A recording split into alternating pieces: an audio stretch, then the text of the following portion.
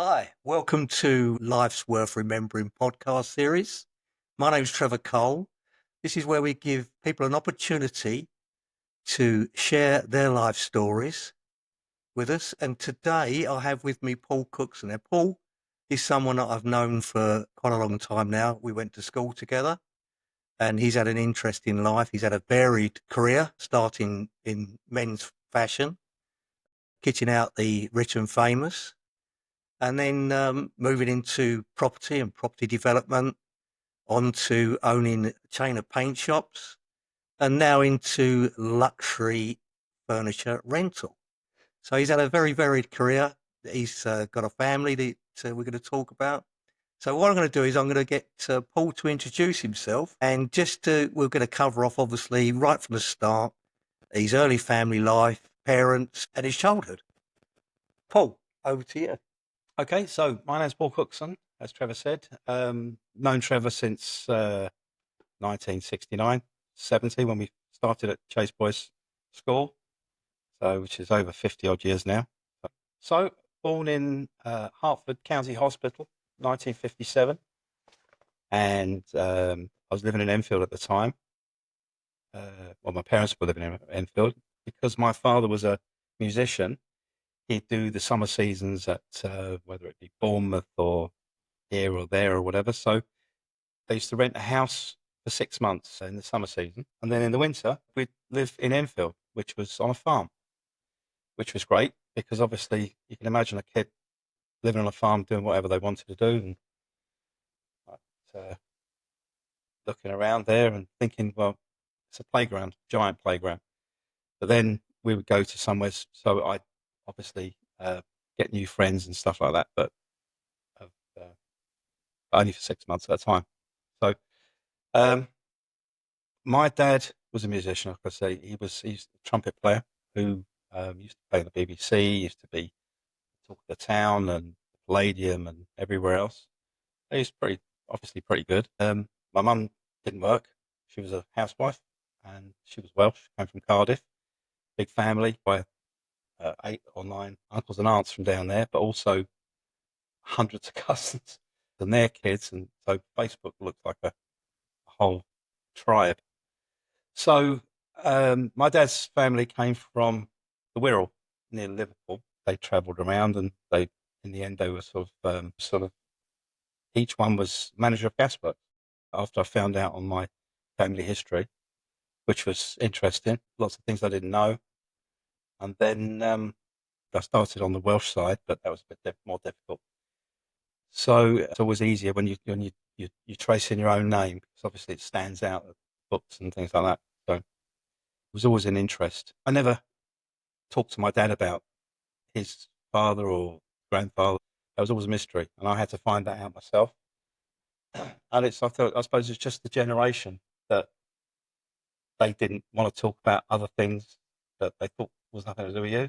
Oh, that's right. Yeah. So I That's found why out loads of things. that's why it gives you an opportunity now to record this and Yeah. be able to share that with your family and your grandkids going forward. What was your early life like, though? You were based in Enfield, weren't you, originally? Yeah. Yeah. But I mean, like I say, we used to travel.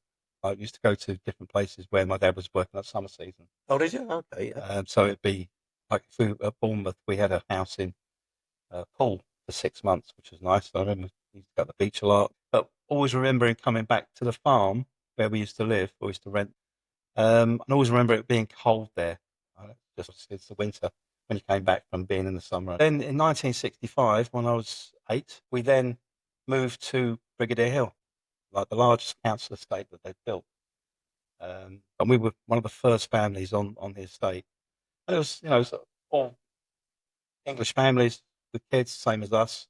So there was always like 10 or 15 of us of the same age roaming around, getting up to mischief and everything else. But obviously, because they were still building more houses around us, that was our playground. There weren't sort of 16-foot high fences with barbed wire and searchlights or anything.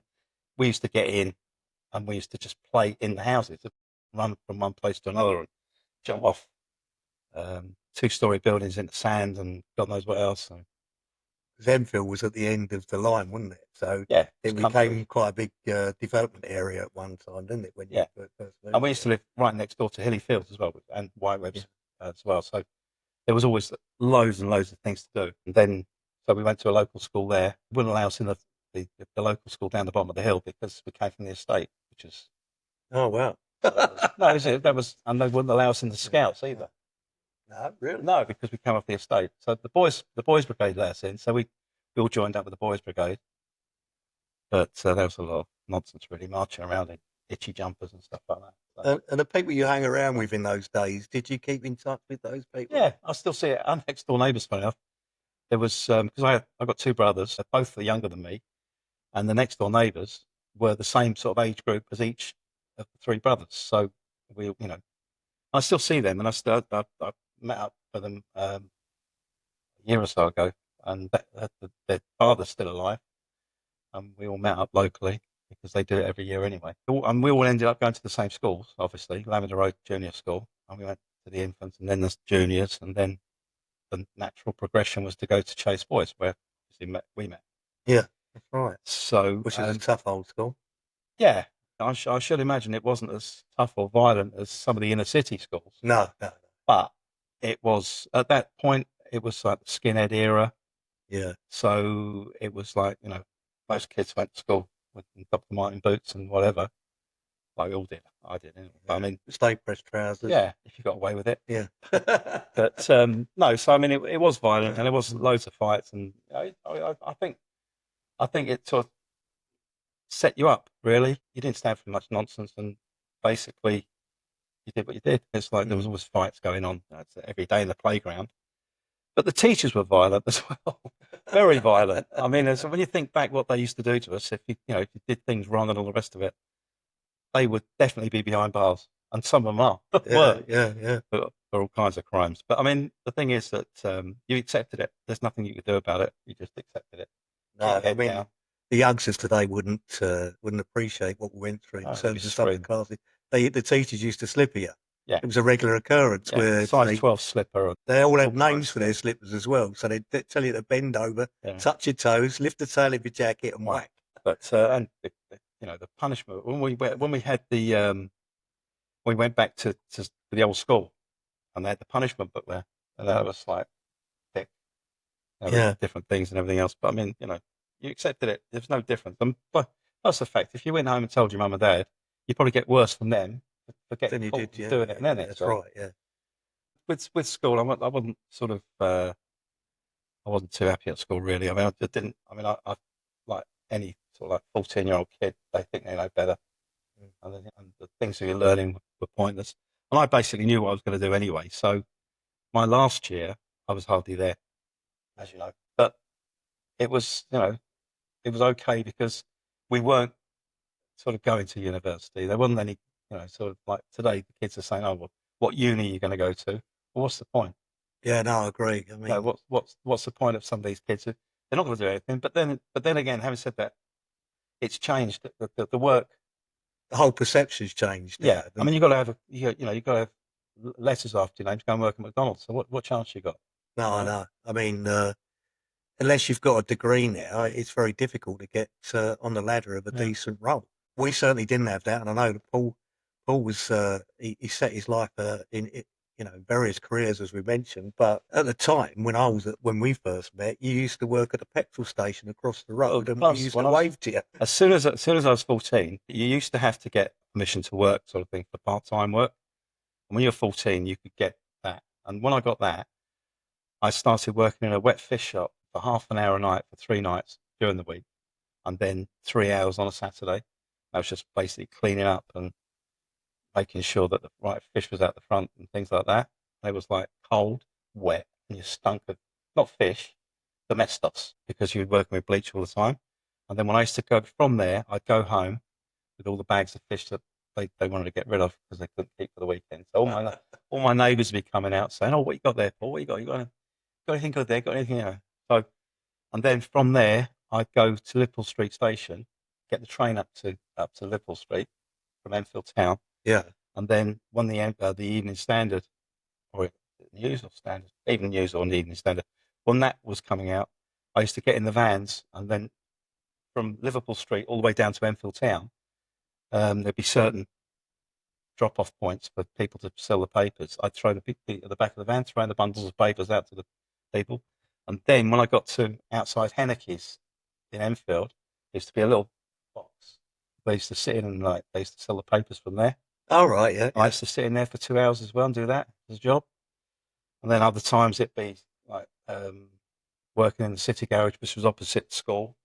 Sometimes when you lot were playing football, and I'd be filling up cars. When you say that you mentioned that you sort of knew what you wanted to do, did that come from the fact of one of your early jobs, maybe the one that you worked with your father-in-law's? Yeah, I mean that was my as a part-time job. I do on a Saturday, like, instead of all the other smelly stuff, which was working in his menswear shop in Enfield Town, and I'd work in there on Saturday, and basically, that was what I was going to do when I left school. So you knew that at that time. Yeah. Yeah. So I mean, but to be fair, I mean, all the part-time jobs I had, if you added up the money, I was earning more doing all those part-time jobs than I was when I left school. Which is that's Crazy. the way it was. But Yeah. it was just it. So, but then so I worked there 1973 for a year and a half, and then he basically said, "Look, my daughter's just broken up with her boyfriend, and would you take her to the pictures?" I said, "Well, I don't know, but all right, if you pay, I'll take her." So he gave me the $5 to take her to the pictures, and then from then we started going out, and then our first real date was Charlie George's fancy dress party, because at the time the shop was in Enfield, and you used to get all the Spurs and Arsenal players living locally, and they were all the customers. So I got to meet all my heroes, if you like. Yeah. And they say don't meet your heroes, and they were probably right, because you'd find that on a Friday night they'd all be out getting drunk, chasing birds all around in Southgate pubs and everything else. And you thought, well, that wasn't how I thought. Not a great foundation. That's really when I stopped following football as well. I just wasn't interested after that. Really strange. I was a fan before that, but so Karen was the daughter of... Yeah, she was a couple of years older than me. She was 19 at the time, no, 18 at the time, and I was only 16. Eventually, her father, he just basically didn't like the idea of me going out with his daughter. So he set you up with his daughter, and then he didn't like the idea. No, he didn't. Yeah. Well, I mean, to be fair, he thought I was just going to take her to the pictures. Yeah. Anything else was coming. Anyway, we were seeing each other a lot, and he decided that if I kept on seeing her, I wasn't going to be working for him. She kept seeing me before that. At the same time, he said, "Look, that's it. You've got to go," or whatever. They made it very difficult. She didn't want to go to do the things they wanted us to do. So anyway, I just said, "Sod it, let's go. Come on, get your stuff." So my mum, being my mum, said, "Oh no, I'll stay here." She was a bit like that, my mum, and she was quite easygoing, your mum, though, wasn't she? Yeah, no, she's after after school we'd end up round there, and she'd make cups of tea and all the rest of it, knowing exactly what we were up to. But, so we left there, and obviously we didn't have anywhere to go, and we ended up staying in the pub that I used to go to, the Jolly Butchers in Baker Street, Enfield, because that was a part hotel as well. All right. So we lived there for about 6 or 8 weeks. And where was you working at the time, Paul? Well, I wasn't at that time. I was, but in those days you could go out and get a job the next day, absolutely no problem. So I went to work in the city for Austin Reed, which was at the time one of the sort of like better end clothes shops. And because it was a city, and they weren't busy on a Saturday, they closed it. They didn't open on a Saturday. So, which was unusual for anybody who worked in menswear or shops or retail, that you didn't have to work on Saturday, which was the busiest day then. So it was a bit like COVID at the weekend in the city, wasn't it? Yeah, it was empty. Nothing. During the week, it was rammed. And also, you'd get people who only come into the shop in Church Street. They would only come in between 11 and 1, and then it'd be dead the rest of the day and before. And they'll come in. Most of them be drunk anyway, people. But because I didn't have to work on Saturdays, that was great. But so my wife, she used to work for a separates firm in just at the back of Oxford Street, where they used to sell blouses and Was this tops. before you got married to Karen? Yeah. And there's a picture there of Yeah, we see. like, they put in a magazine showing off their t-shirts and stuff. So anyway, she used to go to a shop in Jermyn Street, which was called Vinci, which was, at the time, it was the most expensive shop in Europe. And they'd won all kinds of awards for the best dressed, people who won the best dressed man, like Des O'Connor, Bruce Forsyth, all these different people at the time. They used to get the clothes from there. So anyway, she was in there with her bosses, and they used to buy ties to copy the prints of the ties to make them into blouses. And there was no one, there's hardly anybody there. She said, "Oh," I was saying, it wasn't a big shop. She said, "Oh, there's no one around," sort of thing. "Oh, no, the two guys that worked here before, they've opened up a shop across the road, so they've left. We're looking for salesmen." And she said, "I've got someone," meaning me.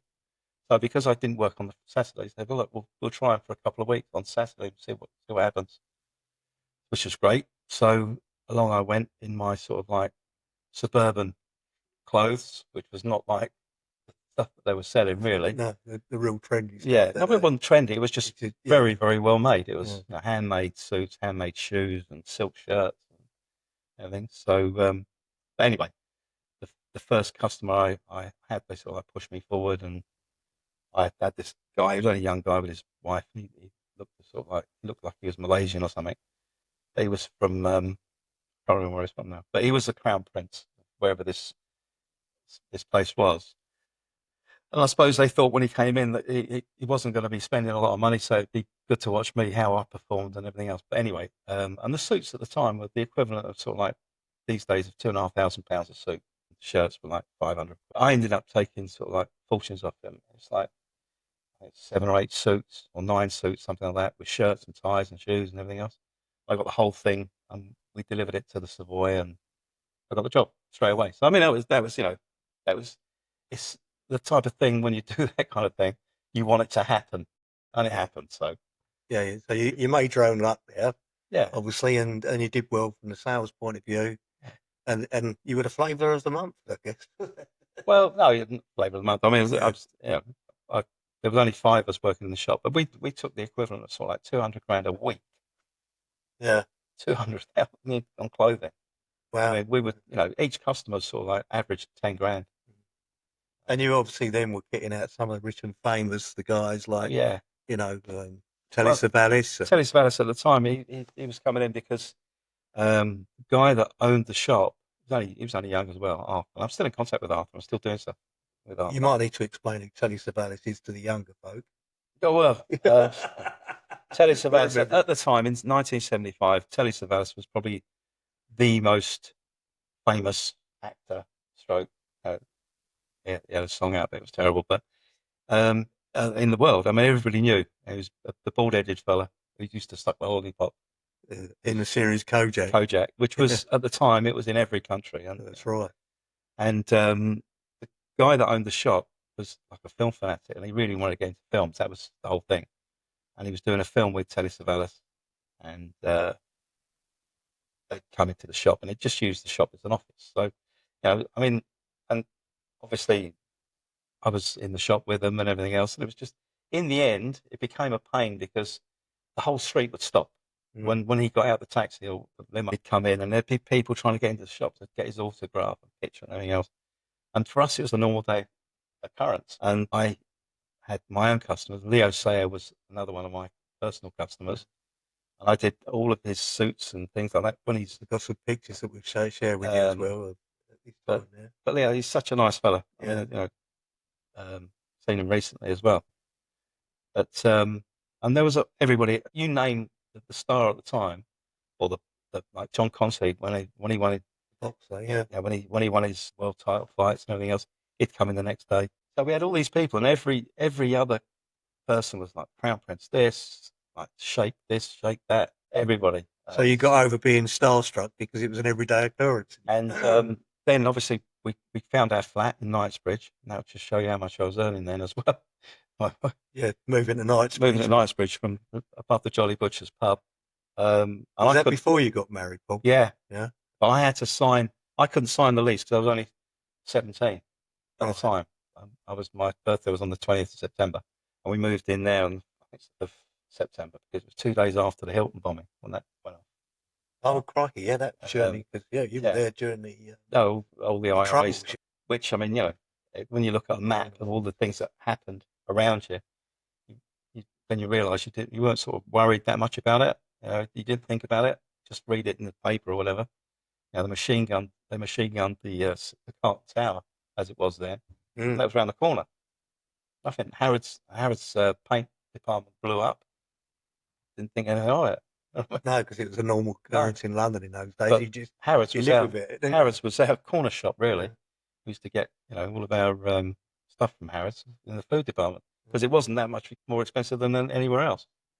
So people used to say, "How can you live up there?" So, But no, so we lived there for 5 years, probably.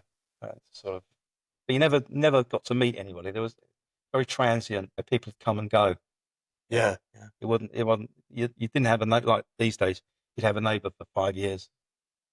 So people were there on short leases, really. People. Yeah, like I used to walk to work or get the tube or jump on a bus or whatever. Walk through Harrods and go through the aftershave department and slap on the latest sample. So would you say that men's fashion was your passion at the time? And I think it was with most people. Yeah. I bet in the 70s. I mean, I remember you always wearing good clothes and looking good and all that during that period. But no, but the thing is that, I mean, fashion then was different. Like you see now, you see people sort of wandering around.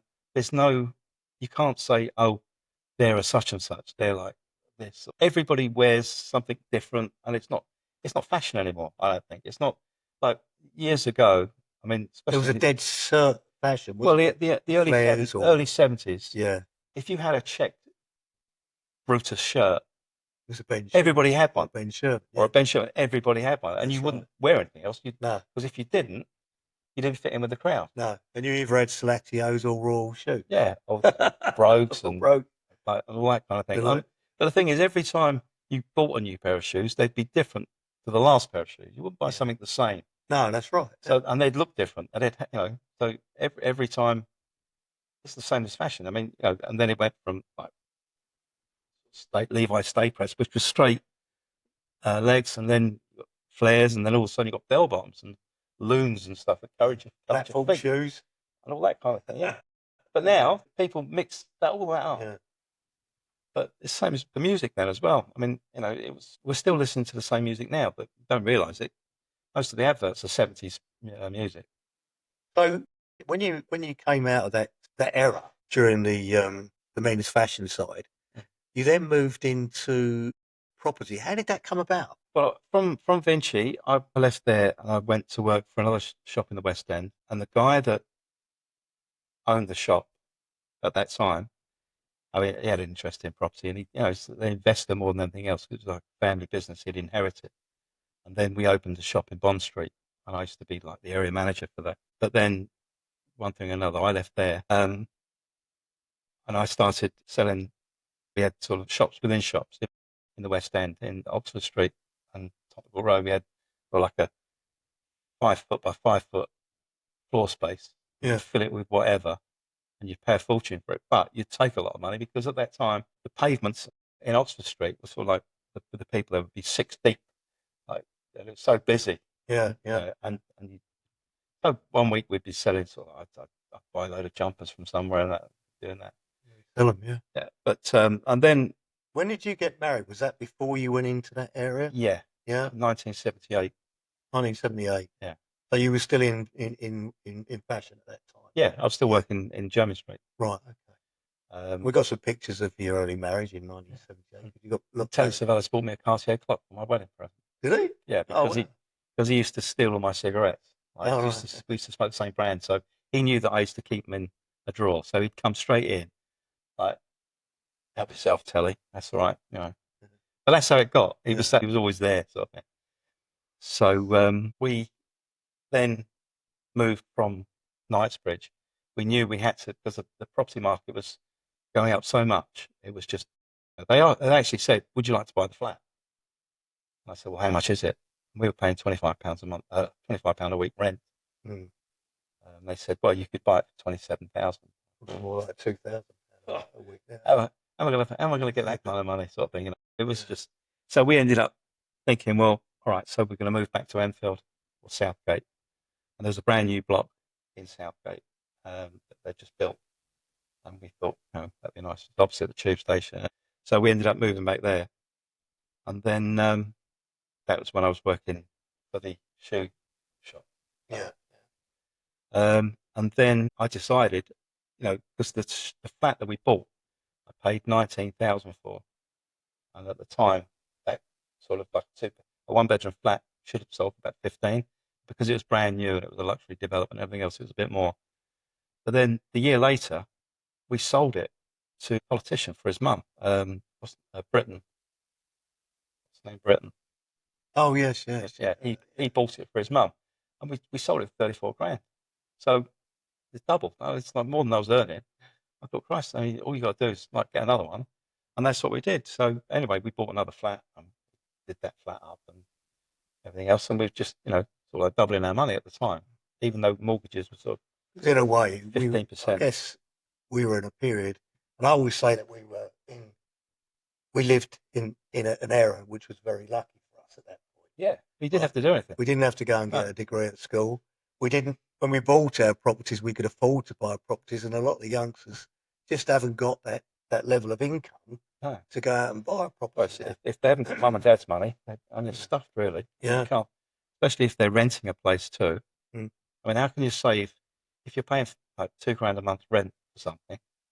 How can you save another £2,000 a month on top of that to put towards a deposit? Oh, that's crazy. And they won't let them have internet back in the day as well. I don't know whether you have, but we, excuse me, we literally had 100% mortgage. So I could get 100% mortgage in those days.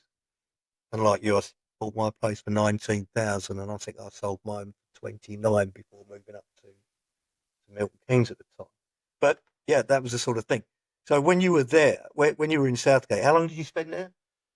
A year in Southgate, and then when we sold that, we moved to another brand new flat in Palmer's Green, which we didn't earn so much money because it wasn't a dip by then. But I bought another flat that would needed completely doing from top to bottom, just a new kitchen, new bathroom, everything else, which we did. I did that. Is that the one you did the work on? Yeah, not that much. Not- The picture you've got is Yeah. when I bought a 2-bedroom house and I gutted that. But yeah, and then we moved into that one. But then I bought the other house, and that was the turning point really. When you've got the second property, the one you live in and the one you're earning money on, that's when you can go forwards, because otherwise you're moving all the time and everything else. And by that time we'd had the two boys as well, so it didn't want that upheaval. So, but then I bumped into my old boss, the guy that the shoe shops and everything else. I was chatting to him and everything else, and he just said, "Look, he saw what I'd done to the two properties and everything else, and the money that was earning. He said, look, if you want, I'll back you. We can go to the bank," because he obviously had plenty of clout with the bank, and that was it. So he was funding the money as well. So I had a partner, which personally, I don't like partners. I'd rather do it myself my own way, whether I make mistakes or not. The worst thing is when you're making other people's mistakes. Yeah, and you're losing them money. Yeah. That's right. Yeah. So yeah, we did quite a few deals, and we did this and that. And I was buying things and just turning them, so getting a contract and then Turning it around, yeah. So no, just selling the contract. yeah. We did loads of things. He was an advisor to a public company, large house builder, and because he'd been on the stock exchange, he knew how to work the shares and everything else. And it was in a meeting one day that they said, "No, we're looking for someone to take the things that are too small for us to do, that we have to buy when we're buying a big site." So he just said, "Well, I've got the person for that." Mm. So I went in there as managing director of a division of the PLC. It was all very well. I'm getting plenty of money, top of the range car and everything else. I mean, I had Mercedes at the time, but they said, "You've got to go out and buy a new car." And I didn't realise why they wanted me and expenses, give me so much expenses and that. It's because I was a junior director. They were board members, so they should have much more than me. So Yeah. instead of the lower range Range Rover, they had the top of the range Range Rover, Yeah. because they could say, well, he's got this and he's got that. Why can't we have it? So they were giving me all this stuff. I hadn't worked that out. But But also, it's a tax thing as well, because it gave them the opportunity to give you a bit more income without it being taxed, because it gets taxed now. yeah, But well, back in sure the day, it does, it didn't. You know, yeah. Right. the Well, they company used to have a charge. go at me for Yeah. not spending the £400 a week I should have been You've been spending on. allocated. Yeah.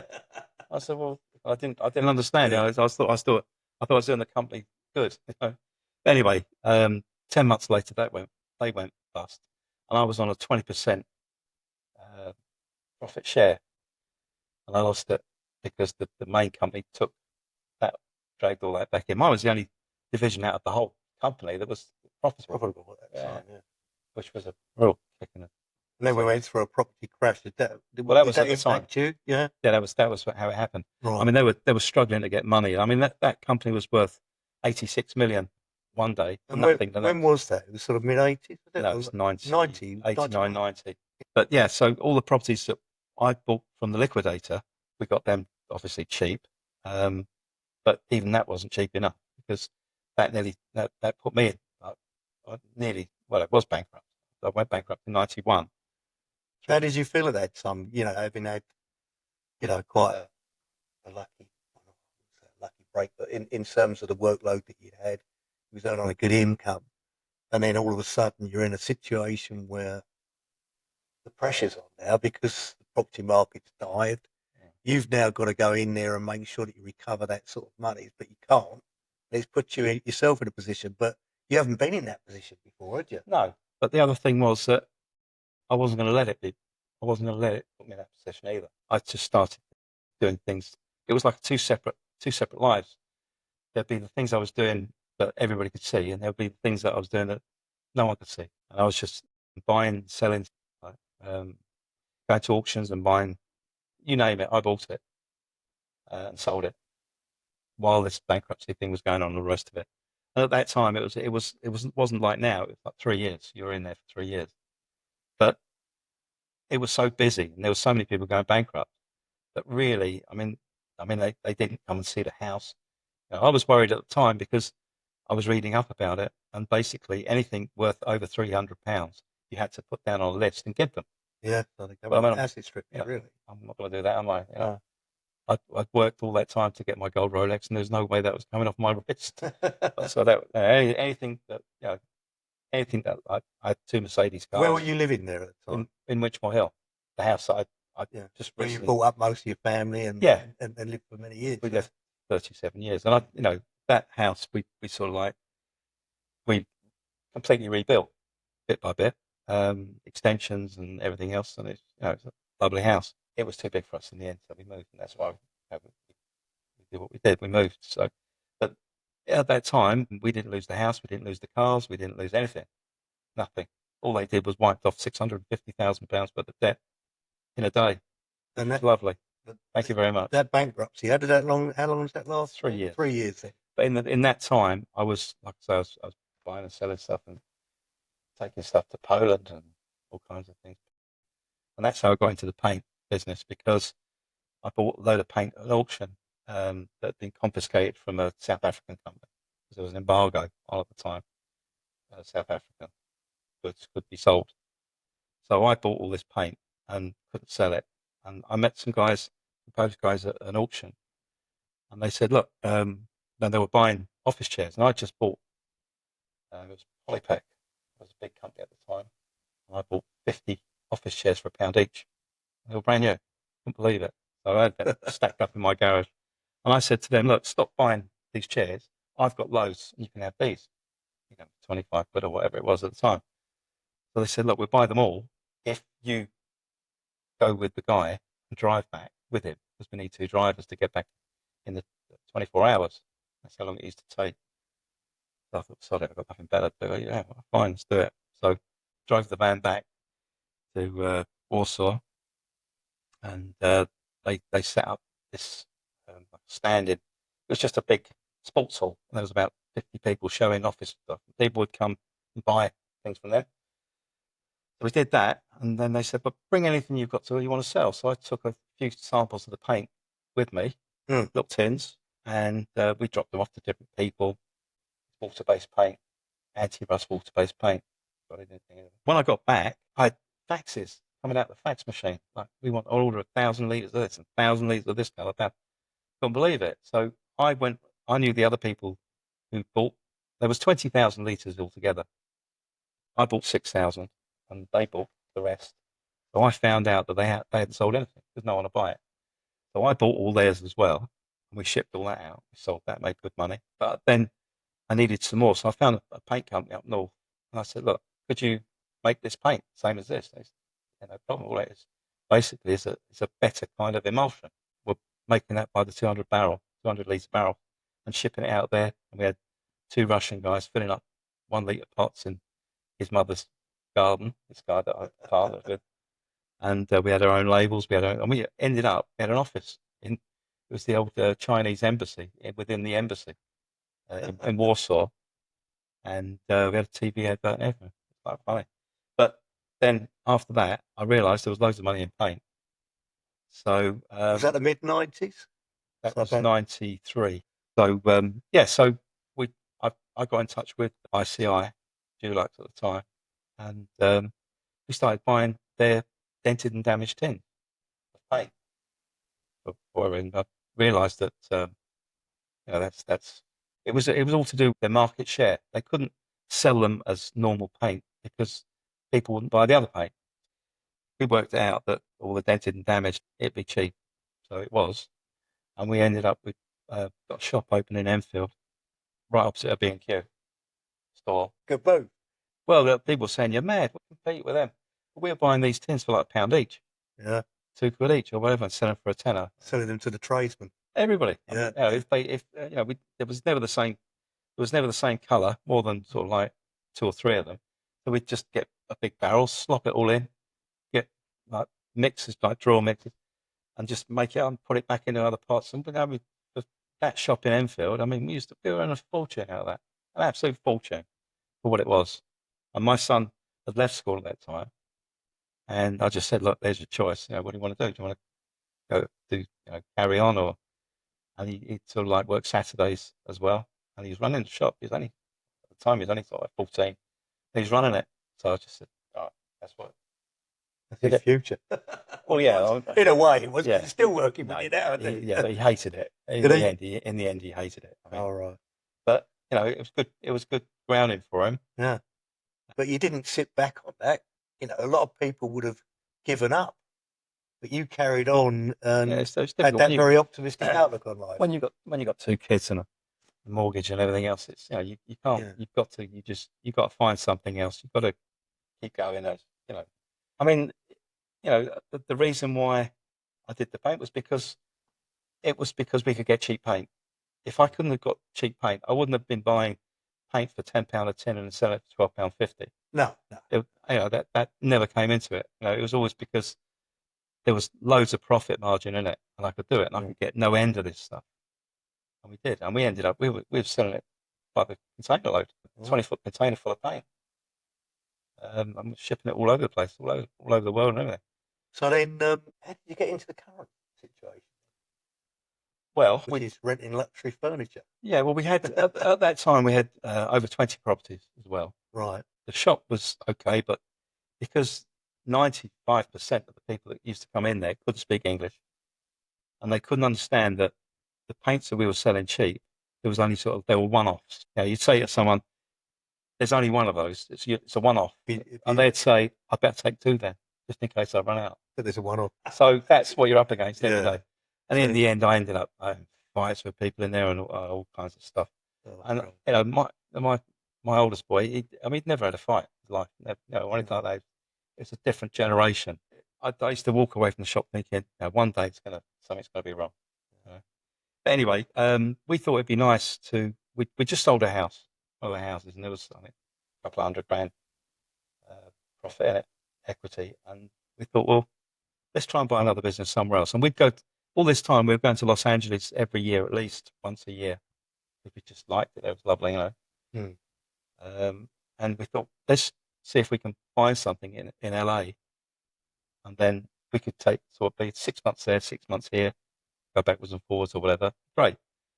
So we were just looking through the brokers' lists of properties, businesses for sale, and there was sort of a cigar lounge, and then there was an underwear shop, and all these different things and everything else. And then it's like the staging company. And I always used to, when people used to say staging, I thought it was like you put a stage for a rock band or whatever.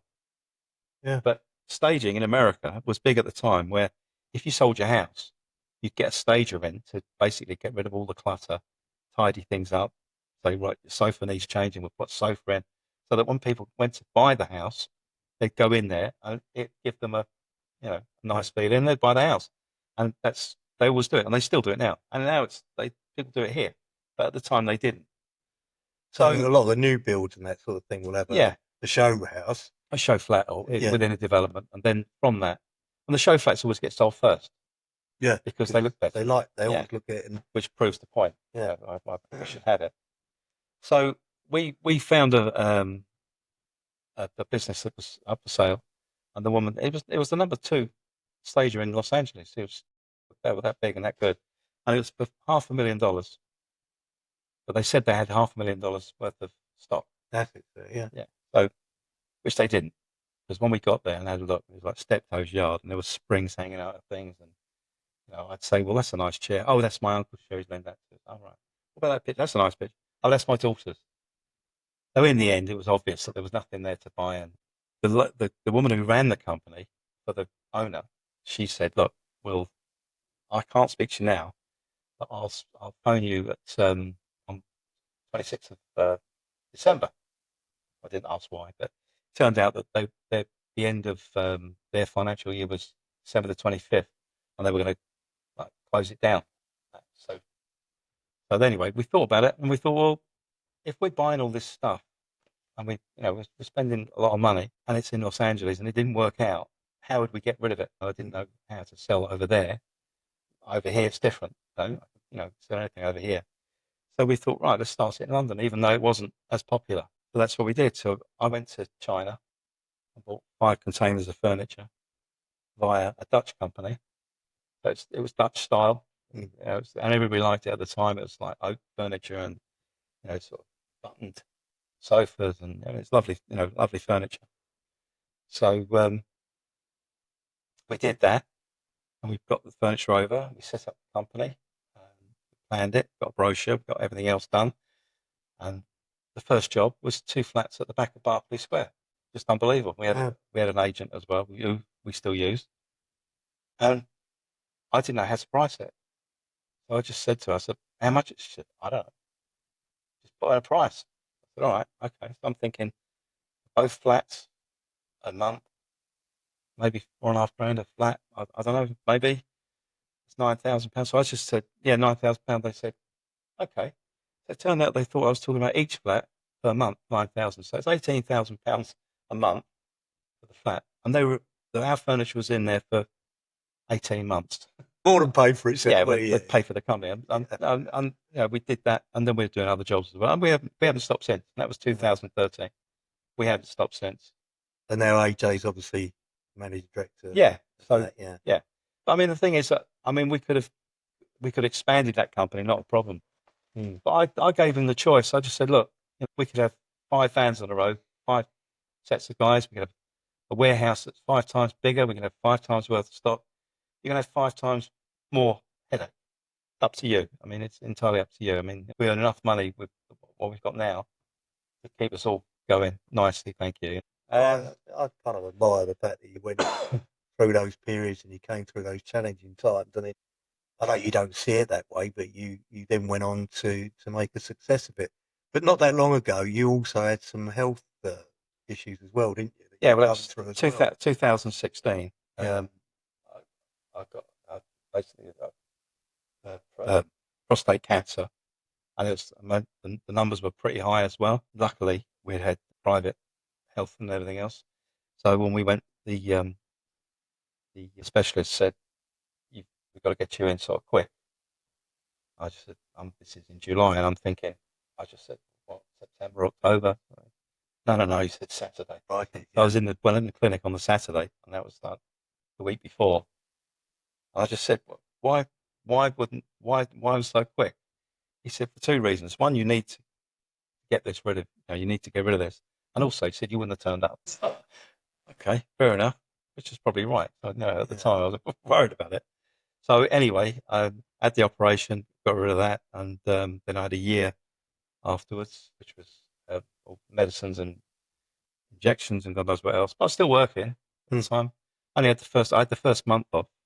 So you're clear of it now, then? Yeah, but I go every now and then, every 3 or 6 months I have checkups and stuff. Yeah. And funny enough, recently the numbers started going up a little bit. I mean, it's fraction, Right. it's like 0.0 whatever.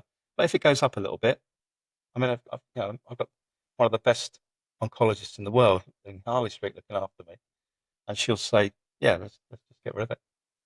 Because it is such a common thing now, isn't it? I mean, Yeah, I know so many people now that have gone through this, and I think it's key to everybody to be aware of it and to have the test for it.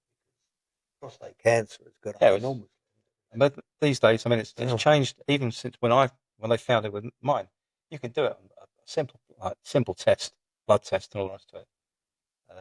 And basically, they'll just they put you on some scheme where you either have it, if it's that bad, you get rid of it, or you get tablets and pills and God knows what else. So it's not the same as it was. But when you read back all the different people who've died of it, there's so many. Like Roger Moore died of it.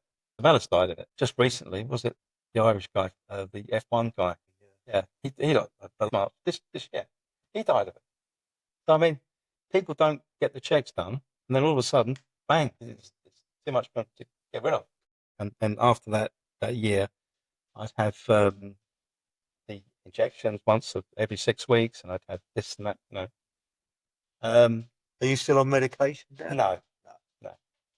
But at that time, it's funny that in the shop I used to work in Vinci, I used to work with a guy, Ewan, and his best friend coming up was Rod Stewart. Right. So Rod would come to the shop, pick him up, they'd go out boozing and carousing and everything else. And I'd just go with them as well sometimes, and we'd go to parties and everything else. So I met more people then. But the funny thing was, when I first had my radiotherapy, and I had 33 sessions of that, he was having it at the same time. And at the time, they said, you can't say that he's down here because he's, don't want anybody to know and all that. But he went on to sort of like promote the prostate charities and stuff like that. Yeah. He's been part of that. And the strange thing was that when I had these numbers go back up again, which is 7 years later, so they sent me for tests at the Wellington Clinic and had a whole day of tests, like they pump stuff into you and they everything else. And I had the whole afternoon, me and him again. Wow. It was just a coincidence. Clinic, like, yeah. So I sort of met him all those times, in the shop. And then when he had prostate cancer in 2016, and now, like, there's a picture of me and two of us there, but they had the whole afternoon because they're only allowed. There's only 2 people. They do the test for 2 people in an afternoon. But with my professor, she knew that I knew him from before. She put the 2 of us in together. So it's a bit of a laugh. Yeah. But yeah. But I mean, obviously you've got 2 boys now, and one of them lives in New Zealand. Yeah. And he's the one that's got your 2 grandkids. Is that right? That's right. 2 grandchildren. Yeah. But you don't. 10 and 13. He came over recently. You haven't seen. When did you last see the grandkids? Or well, we see them on FaceTime all the time. Yeah. So sit down there. They sit there eating their breakfast. It's just as if you're sitting on the other side of the worktop to them, But no, I mean the older girl. She's just come back from Canada. She's been out there. She's fearless. She'll climb up a wall like just 30 feet tall and those things. And the other one's a little bit. She's a bit more scaredy cat, But no, she's funny. She's a comedian. You've had obviously quite a varied life, as I said, which makes it interesting for the viewers here. On reflection, looking back, what's your proudest moments? And if you were to look back at your life, what would this chapter be called? Well, I hope it's not going to be the end. Before the credits roll. No, you know what I mean? No. I think we all consider ourselves to be in our mid-40s rather than. Well, I'm quite surprised you asked me to do this, since I'm only 67. No, I think it's because we've all enjoyed a good life, think it's important to get that across because, as I said to you before, one of the inspirations for this has been recording my own father many years ago, and finding out the stories of his life that we never knew. Yeah. And therefore, I think it's worth sharing with a bigger audience. And because you've got people from various different backgrounds, obviously you've had a varied life. But in terms of reflection of your life, I mean, we're not finished yet. I'm talking about closing. Have you got any advice for the youngsters or the older people like us out there? For the youngsters, I mean, I'd say to them, don't think about going to university if you didn't have to, because otherwise it's just a booze up and that for 3 years or 2 years or whatever, students doing whatever, and you come back and you're at square one really, because you've got the same as everybody else has got. You might get a degree in something that might help you, and you're still needing to have that experience. Yeah, Often when exactly. The job roles are always advertised, we need experience. Yeah. So even with your degrees, it's difficult to get a role because you've got to have that level of experience. Well, my youngest son, again, he left school when he could leave school, and he worked with us, but he didn't. He wasn't doing. He wasn't doing well really with us because it was too easy for him. He didn't have to work, but he went to New Zealand for a holiday with his girlfriend. And he came back and said, "I'm moving out there." We didn't believe him until he actually sold his car. Then we knew he was serious. But he went out there and basically he started working in like a retail shop for a while.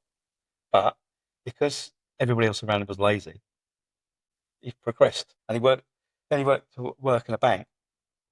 And he'd be selling insurance in the front, not behind the cash desk or whatever. That ended up to be within the, so he went to New Zealand for a holiday, came with his girlfriend, whose mother was New Zealander, so she was able to get a passport, no problem. And he got a job straight away. And he worked in a bank as like, just selling insurance and when the people coming in, so pet insurance, this insurance. So he gradually went to all the schemes that they were putting out. Now they said, look, Training schemes. yeah, he put his hand up for everything, whereas the others wouldn't do it. He ended up it's like at a branch, and then he went to work for an Australian bank. That was on forwards, but now he's number 2 in the company. Oh wow, that's great. But, they must be proud of that. Yeah, he's got like a lot of people working underneath him and stuff. There's all kinds of. I don't actually know. It's something to do with money laundering, which is yeah, anti-money laundering. Not actually money laundering. No. But what about people of our own age? What sort of advice would you sort of say? I don't think people of our own age would welcome anybody else's opinion. Do you? I don't think so. No. I mean, our generation, we all thought you knew it all. I mean, if any of the youngsters were going for a job and everything else, they've just got to make sure that they don't fall into the same bro in every third word and staggering about with their trousers halfway around their backsides and all that. So I see people, I think, how on earth are they going to get a job? Yeah. Because they want to mimic this sort of like the rappers and everything else. But they forget the rappers that they're trying to be like have got money already. They don't, so it doesn't matter if they can't replicate that. If they get a tattoo across their face saying "no, born to die" or whatever, but they do it. I think it's important to be truthful to yourself and look for what you want. Yeah, listen. I mean, they always say if you can find a job that is like your hobby, you get a job. It's not like work, is it? No. So I suppose that's right with me and menswear. I mean, and the other things people say is if it costs you a lot of money, get into that business. So if you're out there buying cars all the time and spending loads of money on cars, be a car trader. Yeah. I mean, it's do something that's going to get the income and the lifestyle. We've had an interesting discussion, which has been great because we're going over some old ground as well. One last thing. What's that? It's actually Maison Furniture Limited is the company. I just thought I'd give it a plug. I just thought I'd put that in. That's great. No, thanks very much, Paul, and also because I'm a guest in his house today, and we're recording that from there. So I'd like you to thank you for the hospitality, and we look forward another cup of coffee. We look forward to seeing you on our next guest and their life's journey. So thanks very much.